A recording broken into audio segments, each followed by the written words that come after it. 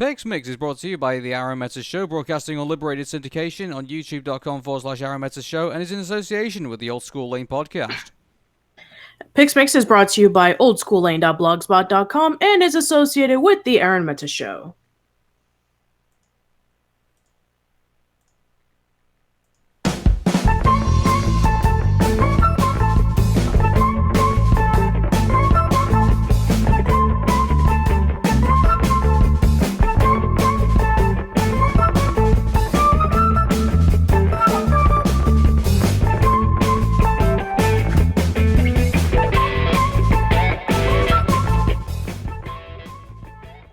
Welcome to PixMix with Arun. And Patricia. Hey Patricia, how are you doing?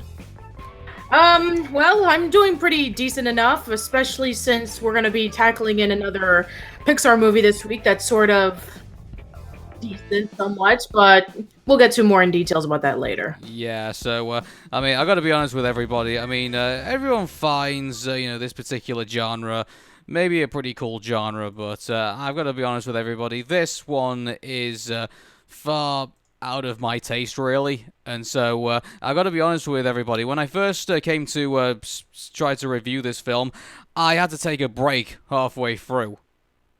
Yeah, me too. And not to don't get me wrong, there are some movies that are able to pull it off, okay. I mean, there's like the Herbie movies that Disney's done, and there are a couple of other like NASCAR movies that are supposed to be either like biographical or trying to be funny, but yeah, the fact that shortly after The Incredibles we got in this movie, and then this movie just became just a freaking huge phenomenon. It's just I'm just questioning on why. Okay, so let's tell everybody what we're talking about, but before we begin, we already hit one roadblock, and that is that apparently the music rights apparently are copyrighted. And goody! Are we going to play another Star Fox soundtrack music in order for us to put into as a replacement? Well, I'll tell you what, actually. Do you remember in the Sega Genesis video that you and I did for Casual Chat? And somehow, in that video, we somehow managed to come across talking about the Super FX chip for the Super Nintendo. Yeah, I remember. I have found some somewhat replacement music, so let's see how people go with this.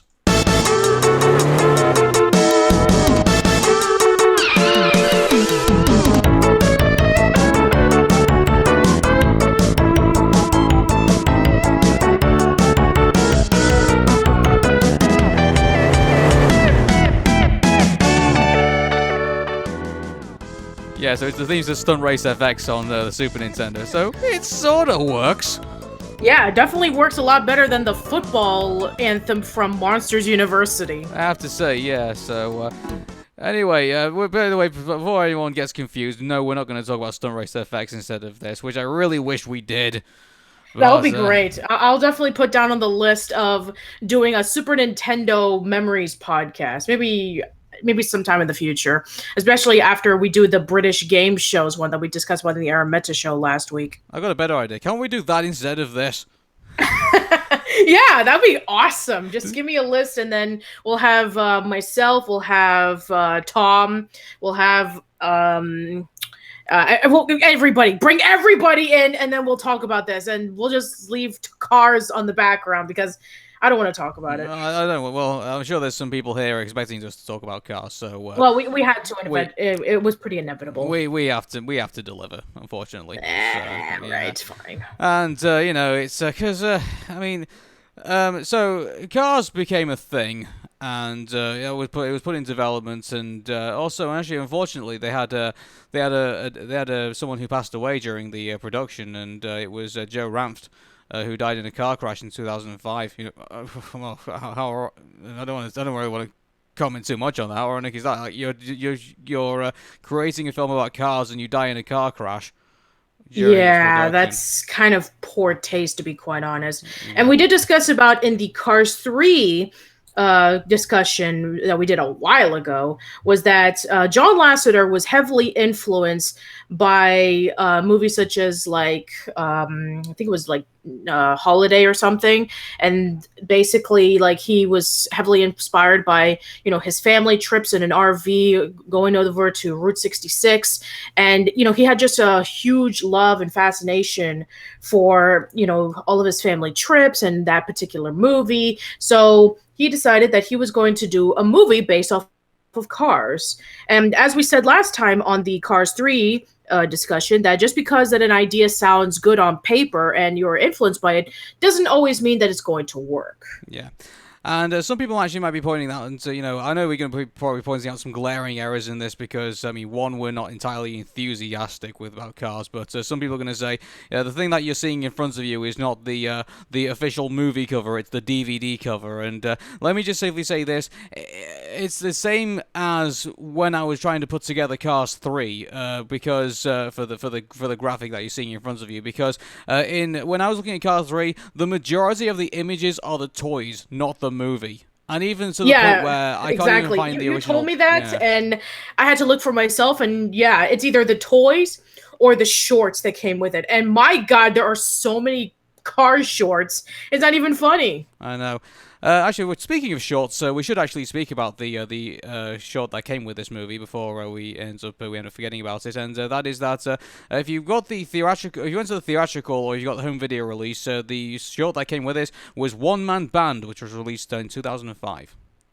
Yes. Yeah. And it's a really good short, very entertaining, and a very interesting concept. So basically it's about this little girl who has a coin, and then there's these two poor musicians who are playing music competitively in order for them to get the coin, and it's a very good short. There's like practically no dialogue, but the tension of it is really high. Mm-hmm. And I like how it's a musical short, isn't it? So yes. I mean, I love kind of like how they take concepts and try and make them into story material. And so, and you can definitely tell a story with music. I mean, if you remember in The Prince of Egypt, when Moses discovers the burning bush, and then he goes back and tells everybody about it, and you just hear the music just kind of play up, and you can tell how excited he is about discovering God in this bush. Music can bring up all sorts of emotions and tell all sorts of stories, and that's what One Man Band tries to do here, and does it to a very good effect. Yeah, in fact, I read, similar to when we talked about The Good Dinosaur, and I said that Sanjay's super team was even better. Yeah, this short was even better than Cars. Mm-hmm. And also, just to mention as well, there was another short that came with it, which was an exclusive DVD release, which was Mater and the Ghostlight. I've never seen it before, but like I said before, there are so many Cars shorts that I haven't even caught up with it. I was going to say, the abundance of Cars shorts is far and few between, but these are like the official shorts, if you will. These are the ones that actually came with the Cars movie. So okay. The other ones are just, as far as I'm aware, are just leeching on from afar. Mm-hmm. So anyway, so the story of Cars, let's get into this. So the film opens with the final race of the 2006 Piston Cup stock car racing season in the championship of the Motor Speedway of the South, where a skilled but arrogant rookie race car known as Lightning McQueen has overtaken his opponents, passed a huge wreck, and has built up a huge lead over the Cup's defending but soon retiring 7-time champion, Strip the King Weathers, and so and also brings in runner-up Chick Hicks, who I think and this is where we first get introduced to the cocky attitude of Lightning McQueen, because when we saw him in Cars 3, he did have that, but then he was pretty much being mocked by all the younger cars, saying that he was old. So now we get to see him in his prime. Yeah. And basically we see the race and we see all the cars cheering for him, and he's like really, really cocky, kind of like winking at the camera and speeding past everyone, kind of like doing that little shortcut with cutting through the wall. So yeah, we can see right away that he is the most popular car among all the racers. And also, just to let everybody know, now I know why the announcer guy in Cars 3 was such a jackass to Lightning McQueen, because we all know he's pretty much the antagonist, quote unquote, of Cars 1. So I finally put two and two together. So yeah, it makes a lot of sense. Yeah. However, because of his refusal to make regular pit stops for new tyres, his rear tyre gets worn and bursts into flames in the final lap, causing him to skid and ultimately crawl to the finish line rather than actually going comfortably towards it. And so he has to stick his tongue out in order basically to do like a three-way tie between strip and check. And then it's announced that there's going to be, and then it's announced after that there's going to be a tiebreaker race at the Los Angeles Speedway in California. And right off the bat, this is the kind of weird, thing about this, because I mean you've got realistic locations, as in Los Angeles, California, and stuff, but then it's mixed in with places like Radiator Springs and Truckville, and it's like Suplex City. I mean, all these kind of like random places.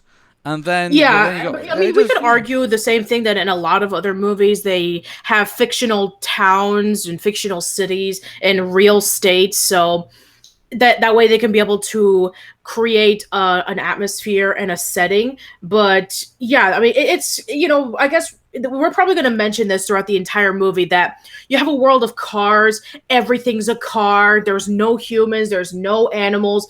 Everything is a car.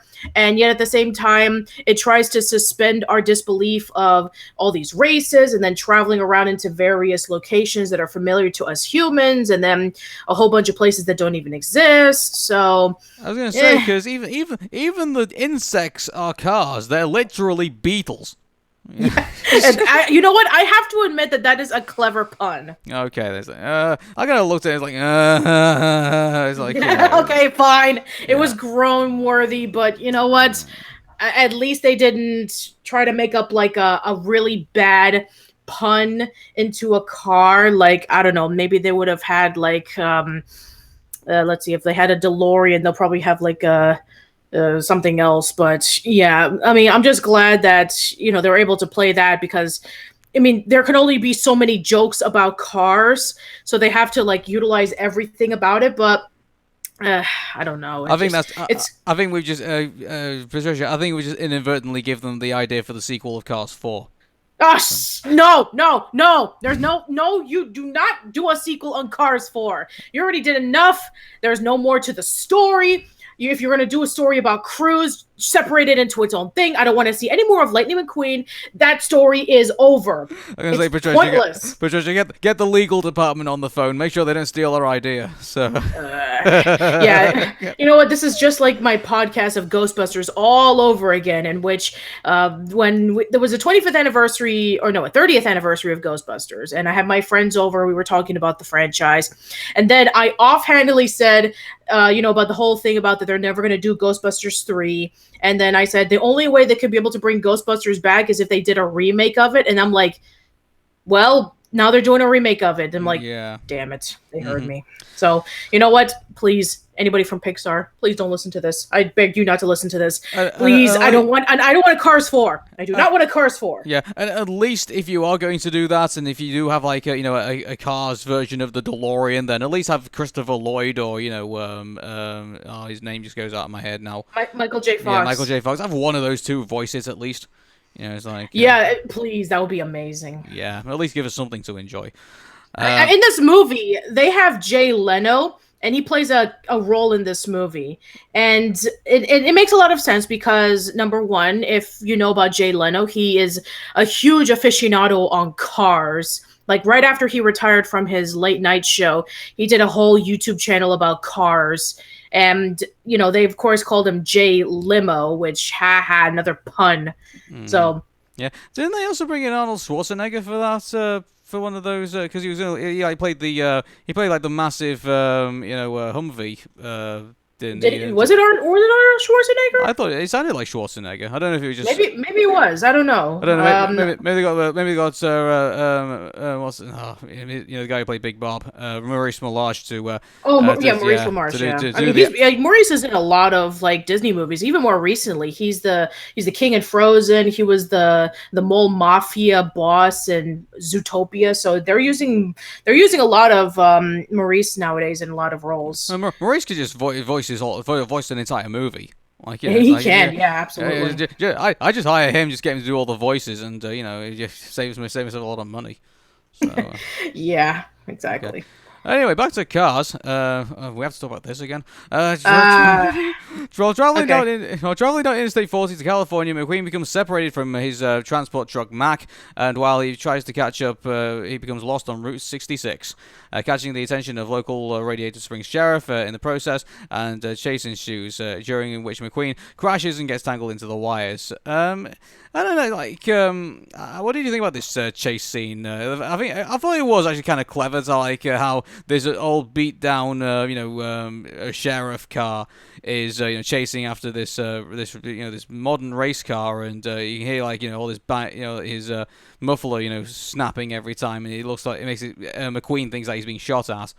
By someone, so it creates at least the misunderstandings, or at least provides some kind of comedy to That's true, but but then again, there's no guns in cars, so how would they know what a gunshot is? Yeah, that's actually also a good point as well. But mind you, we'll get to Cars 2 eventually. Oh, I'm not looking forward to that. No, I think this is like the branch that you hit before you hit the ground. I think Cars is, and then no. This is you're. I would say that you're the branch, and then when you fall down into Cars 2, you're at least 6 feet under. Yeah, probably. And then Cars 3, you're just picking yourself out from the grave. Yeah. So actually, that's the thing as well, because there's this old sheriff car, right, that somehow can keep up with this racer. On top of that as well, you hear Lightning McQueen talk about saying, I am speed, and yet he can't outrun an old police car. Yeah, that's actually really confusing, because we did see in Cars 3 about how fast that Lightning can go, and I think it was like 800 miles per hour. I think that was his fastest when he was training with crews. So you're trying to tell me that this old police car, it's probably rusted, that is in a small town in Radiator Springs that probably hasn't had any modern things in a while, can be able to outrun him? And I can understand, it's a cop, but I can understand that for a newer cop, but no, this is like an old sheriff cop, and he can go faster. Logic. Yeah, so somehow, then in the middle of all of this, it's not shown on camera, but Lightning McQueen just blanks out, and then it shows in the morning that he's got one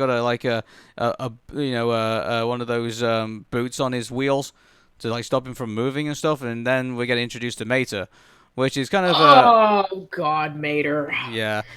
You know what? I've already mentioned this before in the Cars 3 discussion, but my sister was a fan of blue collar comedy, and they had 4 comedians. They had Bill Engvall, Ron White, Larry the Cable Guy, and let's see the other one. I always forget his name. Jeff Foxworthy, there you go. Yeah. So every single one of them have their own unique styles of jokes. Basically, Jeff Foxworthy is always the one who says, you're a redneck if blank. If he would say, that you're a redneck if you have a truck out in your front yard and it's filled with grass and rust or something. Ron White was very well known for having whiskey and a cigar, and he would be telling a bunch of jokes. Bill Engvall was sort of he'll be telling a bunch of stories, and then Larry the Cable Guy, he would just basically be the similar thing in which he told a bunch of jokes and stand-up stories. And out of the 4 of them, Larry was the weakest, and I'm just surprised that out of all the people they could have gotten for this movie, out of the blue-collar comedy guys, they had to get Larry the Cable Guy, and oh my god, he's one of the worst things about this movie. He's going to be even worse in Cars 2. Yeah, I would say the voice is good. I just don't think I think what they gave him to work with, I think just couldn't translate. And on top of that, he just kind of reminds me of Lenny from of Mice and Men. Yeah. Basically, it's George, where are we gonna go, George? Yeah, it's just it's. Yeah, I mean, he basically just like he's sort of like he basically became like the stereotype of the idiot, and that was featured in so many cartoons back in the day. If you ever see a Looney Tunes cartoon in which you would have a mean character named George, and then you have the dumb guy who basically just say like, George, where we gonna go, George? Where we gonna go? Basically, he was basically that archetype for a couple of decades. And yeah, he was the simple-minded idiot who was so strong for his own good. He would, constantly like try to pet puppies and kittens, and he would be so strong that he would accidentally kill them. And then he accidentally killed the boss's wife when he tried to stroke her hair. And then at the end, George finds Larry sitting down and thinking about the rabbits, and then just shooting him in the back of the head. So again, they played through that stereotype so many times, and I guess this is no different, in which we just have the lovable idiot in the case of Mater. At least he has some kind of like wacky ability, like he can drive backwards without bashing into anything. So it doesn't really help much that he's all rusted and he has a few dents on him. Yeah, I guess so. As the enduring, Lightning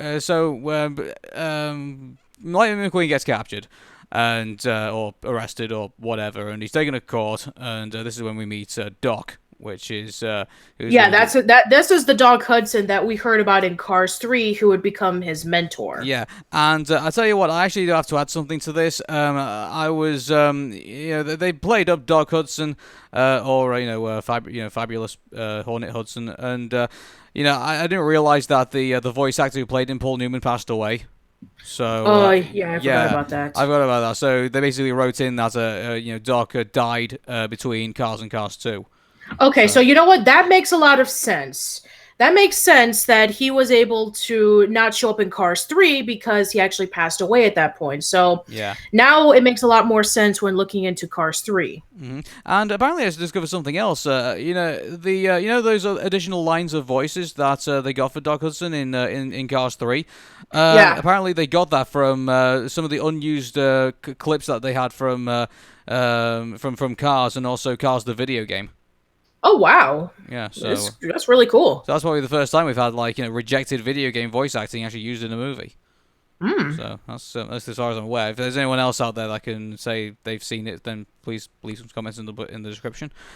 He gets captured, and then he's given the punishment of having to resurface the road. So this right here, when we see that Lightning was trying to run away from the cop, and then he basically just accidentally destroys everything, and then he has to clean it up. It kind of almost reminds me a little bit of the plot of Super Mario Sunshine, in which Mario is arrested and he's told by the citizens of Al Delfino that he can't go anywhere until he cleans up everything. So Mm-hmm. Yeah, despite the fact that I think doesn't Bowser and he's Bowser Jr. turn up in front of them, and you wouldn't think that Penny would have dropped in that in that from everybody when that happened. Yeah, I guess the scene in which we have the Shadow Mario who's painting everything and making all the mess. He does reveal himself over to Mario and Toadsworth that he kidnapped Princess Peach because he claims that it's his mama, and I guess nobody else in Al Delfino found that out, and they're blaming Mario for it. Oh, it's you can definitely tell how that game ended up being $3 in a bargain bin somewhere. Yeah. About it. Oh well. He's given that task, and when Doc Hudson reveals McQueen, offers to McQueen the deal to do that, then McQueen gets to work, but does a half-assed job, I believe, in doing it, and so basically it's just still a complete mess. As the enduring day passes, McQueen is disturbed by nightmares of Chickig winning the Piston Cup and landing the sponsorship for Dinoco, and Dinoco gets another mention in this. Yes, Dinoco, the same Dinoco that is the gas station in the Toy Story movies. And most likely, the dinosaur logo is where, where the good dinosaur came from, which is a brontosaurus. Mm-hmm. I was trying to think about this is in the timeline because isn't this? I mean, Cars takes place after the human apocalypse, doesn't it? I believe. Yeah, according to the Pixar theory, like after the citizens of Wall-E leave, this is when the whole world gets repopulated by cars. But then again, we also have the alternative theory in which, what happens if the meteor didn't crash into Earth and then we have the good dinosaur. So yeah, it's like the Zelda timeline. There are so many alternative universe in the Pixar world that it makes your head spin. Oh my god, a human apocalypse in the Disney world. What is this, Fallout? Yes, it's Fallout. Yeah, it's Fallout Disney style. Yeah. That's what Disney should do. The Kingdom Hearts game. They should do like something like Fallout and to base it in the Pixar world. Oh, that'll be pretty interesting. Yeah. And maybe Sora could be exploring. He's like, where are all the humans? And they're like looking at him. It's like, what are you? Some sort of strange creature? And maybe like Wall-E can show up, and he sees that he's a human, and maybe he can bring him over to Eve, and they can be able to, then afterwards they bring him over to the new population of the humans that landed at the end of the movie or something, and they probably. I'm just trying to think what exists at the moment because the cars exist, and then don't the monsters also exist as well, or are the monsters? Yeah, but then again, the monsters need the humans for scaring, so they need to exist. So but then the humans aren't on the planet at the moment, so they might eventually have they died out at this point, or are they still there? Well, I mean, I don't know. That's actually a really good question because if the monsters need the humans for laughter or for screams, then they have no power. So does that mean they need to find an alternative source of power? So they're probably so they're probably scaring the cars, or yeah, they're scaring the cars. They're making them laugh. Remember, because they were originally scaring them, but then they changed over to making them laugh because it was 10 times more powerful than Scream. Yeah, I can imagine they'll probably get Mater like their biggest source of laughter. Have Mike Wazowski tell a bunch of jokes to Mater, and then Mater will be laughing his ass off, and then maybe they'll generate a lot of power. Oh God, I don't know. My brain hurts. Yeah. Anyway, yeah. But where did the Finding Nemo? What about Finding Nemo? Where does that line up? I don't know. What were we talking about? What were we talking about again? We're talking about cars, but you know what? I think that despite my brain almost melting, I find this more interesting. Yeah. He starts to Lightning McQueen starts to prevent everyone in the town, and how Radiator Springs was once to thrive. Then finds out how Radiator Springs was once a thriving town before the completion of the interstate, which is Interstate 44. And then after that, everyone started not going to the town anymore, and it just became dilapidated. And I tell you what, actually, that's a pretty realistic, complaint, I think, to in real life, because when they built like all these interstates, and when they started making infrastructure far more modern, it didn't take into account all the problems that little towns like Radiator Springs would go through, because no one would be passing through their town anymore. And so yeah, and so towns like this, they're like very few and far between, and they're like so distant from everything else in society that they kind of like keep into their old antiquated ways. I mean, there's towns that have like less than 500 people or even 100 people, and they look really run down, and they have like the old-fashioned stores. I mean, if you look it up on like Google, then you can be able to see that some of those still exist. And it's kind of fascinating, but at the same time, it's sort of sad knowing that they're kind of like the last the last bit of old Americana, basically just taken up by modern civilization. Mm-hmm. So Lightning McQueen finally finds out about Doc, and finds out that he's actually the famous race car himself, the Hudson Hornet. And it was a 3 time. Not only did he win 1 piston cup, he actually won 2. He won 3 of them. So until the horrific car crash ended his career in 1954. Yes, and we didn't know about that in Cars 3 because it was shown multiple times in the newspaper clippings. Yeah.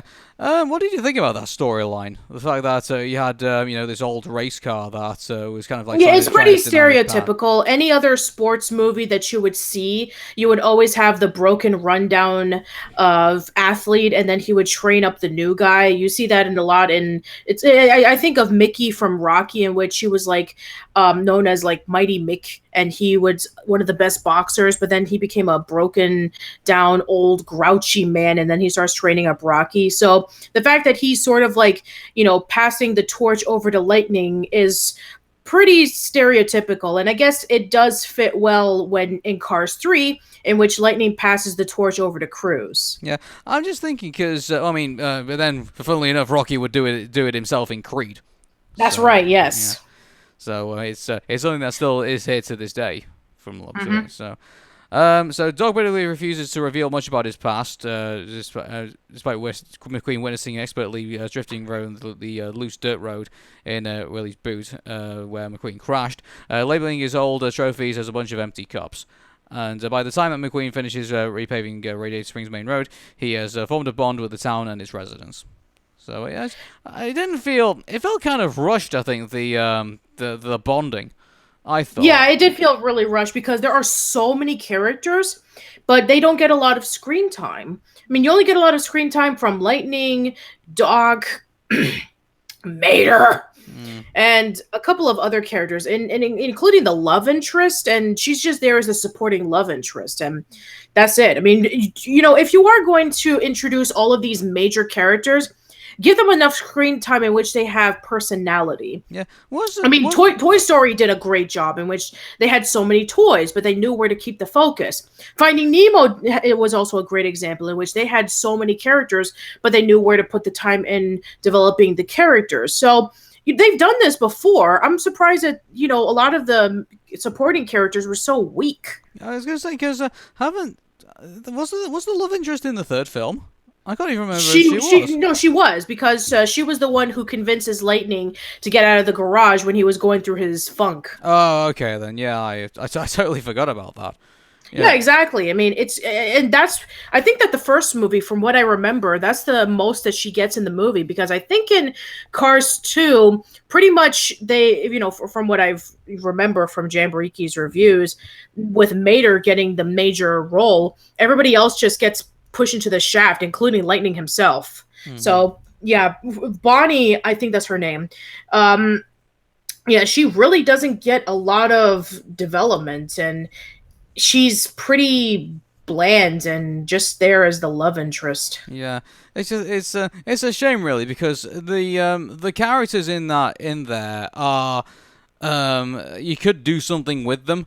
And but the thing with it is that again, like you said, there's so many of them, and they don't really get an opportunity to kind of like put their time in. On top of that, as well, they kind of like keep giving us the town itself being part of the arc, where they're trying to get tourists and visitors to like stay in the town and like do stuff, and it becomes quite obsessive, and they play on that. And the problem is that you're then creating them as a unit and not concentrating on them individually, and I think that hurts them while they're trying to push this whole narrative of Radiator Springs trying to get back to its glory days.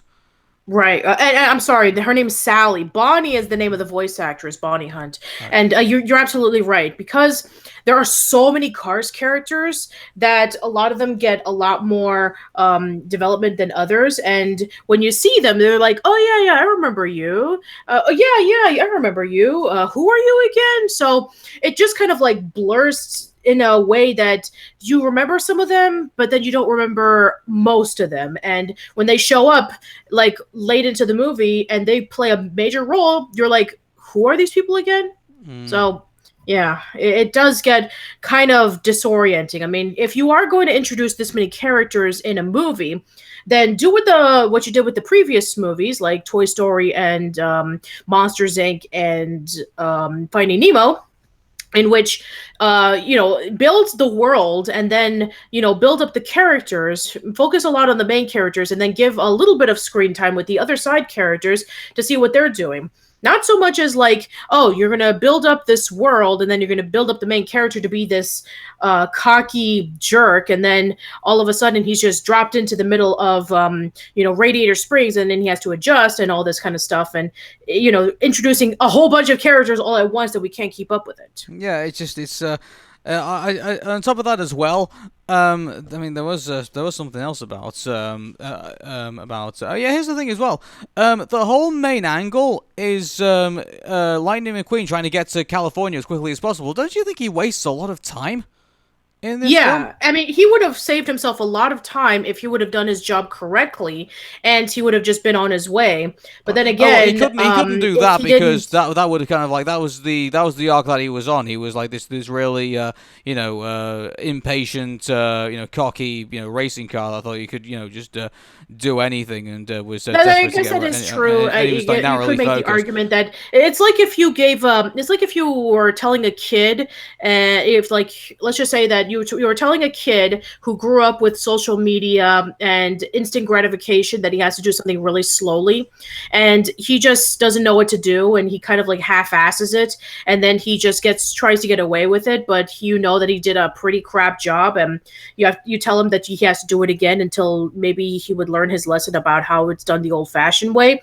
I guess this is kind of like the message about like a new guy can be able to see the old ways and kind of make a big appreciation for it, which it's nice. It's actually it's really a good lesson, but it just kind of drags a little bit. It doesn't help much that a lot of the characters there's too much of them, and it's not that there's a lot of characters. I mean, that is one of the major problems, but a lot of them just have like little to no personality. Yeah, I mean, but Mater's just like the dumb redneck character, and yeah, but Sally is your. the thing with this is that it just feels like why did Lightning McQueen go on? It just seems like his. I mean, obviously we knew why he went on the drive with Sally because they had that thing, but Yeah, I and mean, you might as well just put in, "Can you feel the love tonight?"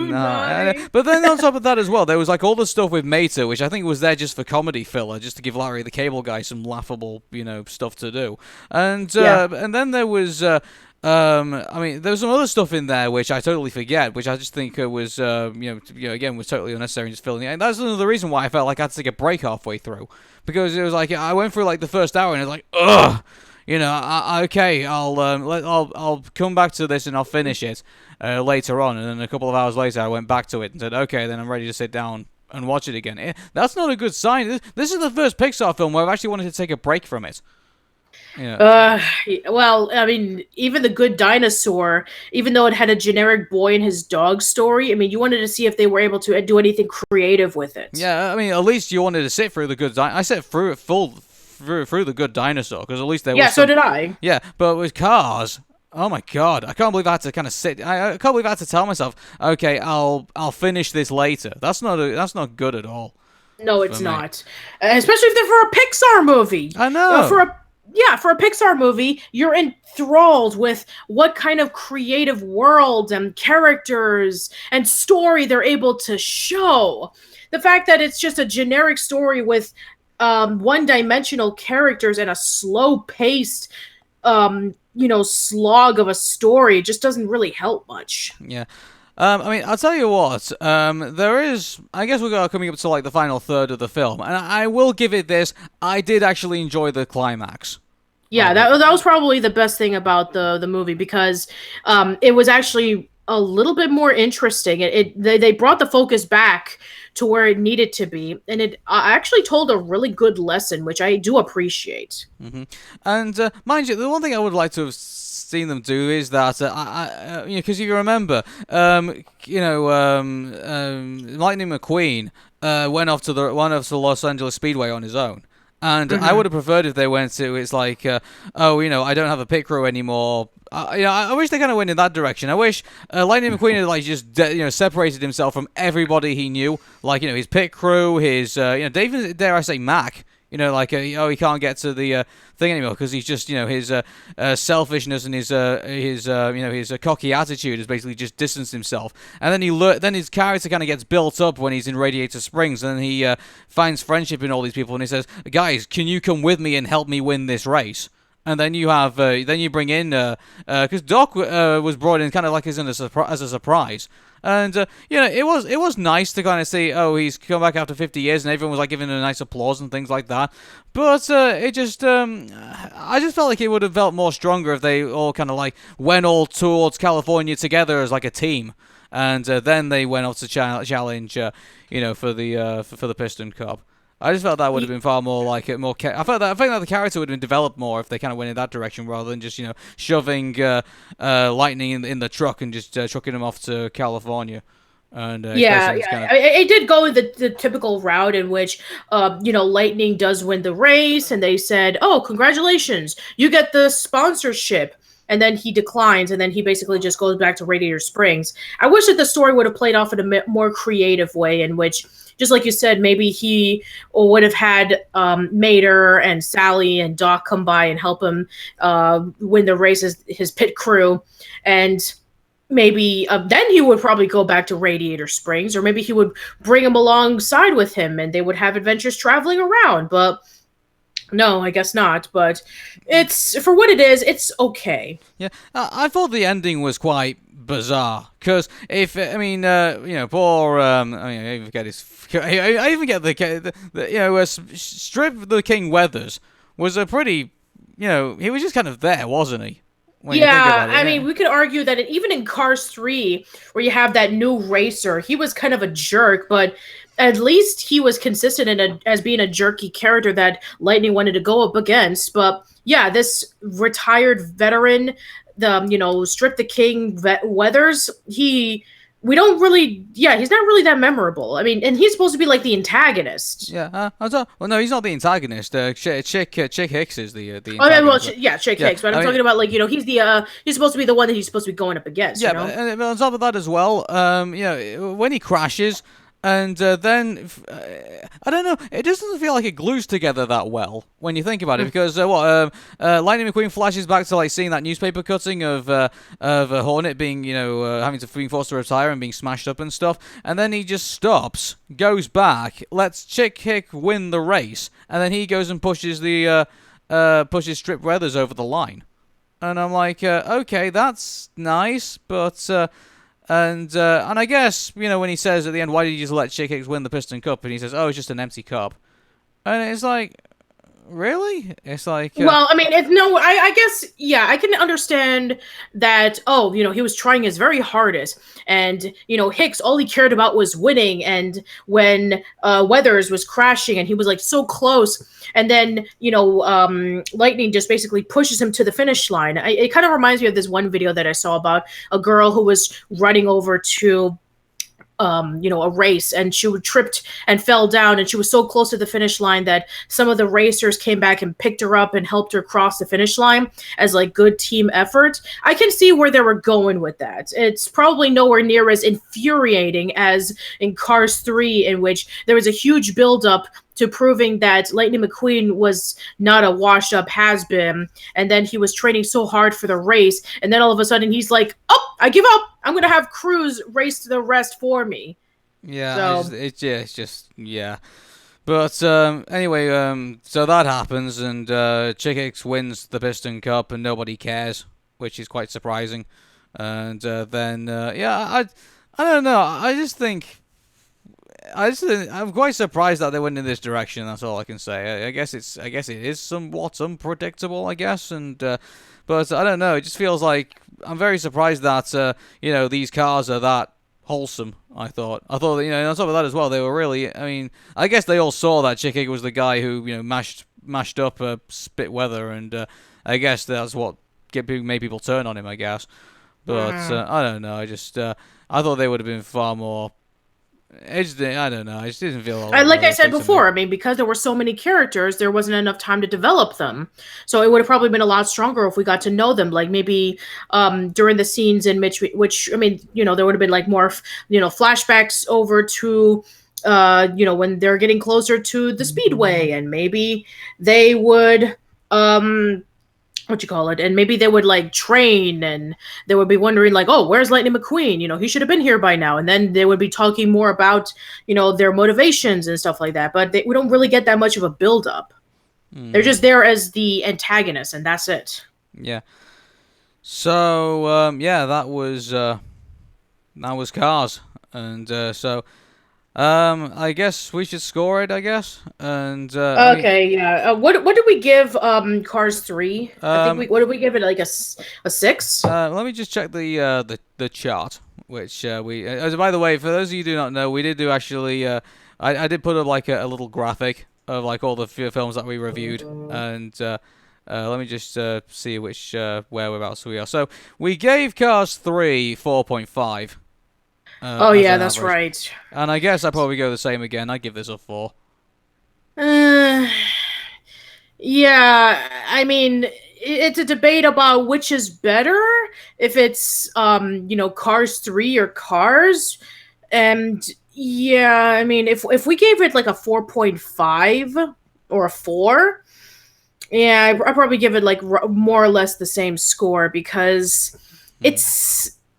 I can't believe that out of all the franchises that became a huge hit, this became the cash cow for Pixar for at least a decade. Like, there were so many toys, there were so many shorts. It influenced the Plane spin-off series. Oh my god. It basically knew its audience and exploited them for everything that they were worth. Yeah, pretty much. And every other Pixar movie, like afterwards, while they were good, but they were nowhere near as like lucrative with its merchandise. So yeah, I just don't see what the appeal is of this movie. It's pretty generic, and the characters are pretty non-existent and sometimes one-dimensional. There's some things to the story that could have been decent, but overall, for a Pixar movie, it's pretty weak. Yeah. So, yeah. Okay, so for anyone who probably doesn't know, the budget of this film was $120 million, and it did $461,983,149 at the box office. So it pretty much eclipsed its budget by quite a certain mile, and kind of understandably why there's now like massive amounts of merchandise and and other Cars movies that are currently being made. So that's that. So another PixMix, and this one was kind of hard to go through because, as you probably could tell, me and Patricia are not entirely infused with the Cars franchise. And no, and we haven't even gotten to Cars 2, which many people say is the worst of the bunch, and we're not looking forward to that. Who wants to bet it's going to be the last film we do before The Incredibles 2? Oh, please let it not be. Or even worse yet, that we spin the random wheel and Cars 2 will be the next one we talk about. Oh, well. Wish us luck, everybody. We're about to spin the random wheel for another PixMix, but until then, I've been Aaron. And Patricia. Take care, and do something that isn't Cars, please. Bye-bye. Bye, everybody.